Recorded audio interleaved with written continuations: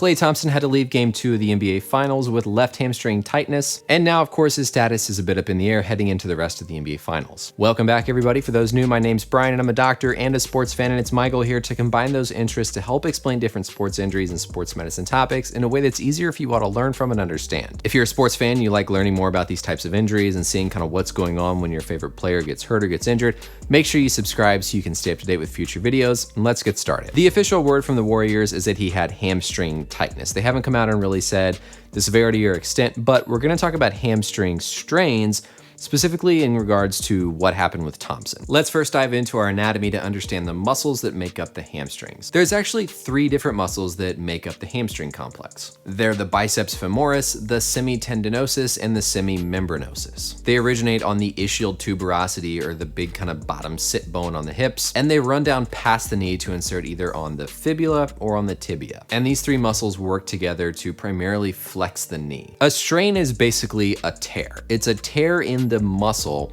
most commonly right at the spot between the tendon and the muscle, or the myotendinous junction. But theoretically, a strain can happen anywhere in that muscle complex. We don't know the severity of Thompson's, they're just saying hamstring tightness, but these can range from grade 1 all the way to grade 3, which is a complete tear and rupture of that whole muscle tendon complex. Some quick learning points: the most common of these 3 that's injured is the biceps femoris, and it's most commonly injured up at the origin near the hip or near the ischial tuberosity. There's 2 different ways that these can be strained. The most common, the one that we think about often, is a fast running type motion. The second though, which is what it looked like happened with Thompson, is just an overstretch. Muscles can only withstand so much, and so if you stress it too much, it can tear. Let's jump now and take a look specifically at the footage of when Thompson hurt his leg. So he's going up for a shot, and as he comes down, keep in mind it's the left side that was injured. As he lands, what you need to keep an eye on here is the flexion of his leg, so his leg coming up to his chest, or his chest and his leg coming closer together,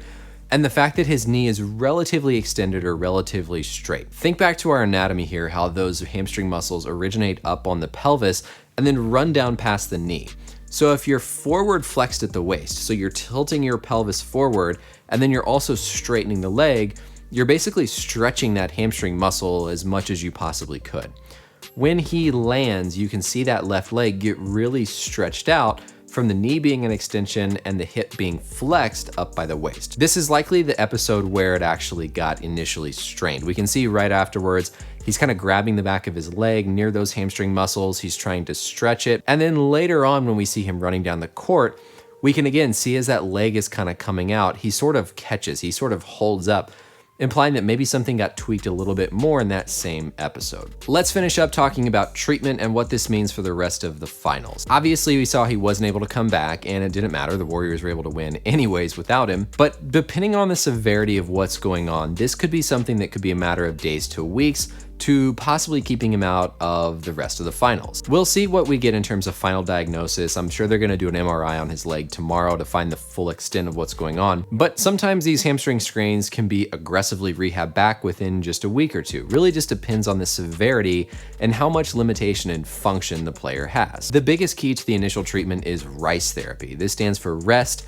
ice, compression, and elevation. The whole goal during that first 24 to 48 hours is to try to minimize the amount of bruising, swelling, and bleeding that's occurring in that muscle because of the tear or the injury. We even saw this be the case with Thompson after the game. He was in the hallway and he had his leg wrapped and what looked like a big ice pack there, trying to compress that area that's bleeding from the tear and minimize that swelling and pain. After this initial RICE phase, then you start moving into the stretching, trying to get your strength and range of motion back. When we look at risk factors for a hamstring strain, the number 1 is just previous history of a hamstring injury, and so if that is the case, going forward, he'll be more susceptible to that in the future. There are some other factors though, such as tightness in the hamstring muscle, impaired conditioning or inadequate stretching and warm-up, and also imbalances between the hamstring strength and the quadricep strength. If those muscles are firing opposite one another and aren't balanced, you make each of them more prone to injury. So these are the components that they work on in rehab, but you've got to wait for it to calm down. You've got to wait for that pain and swelling to go away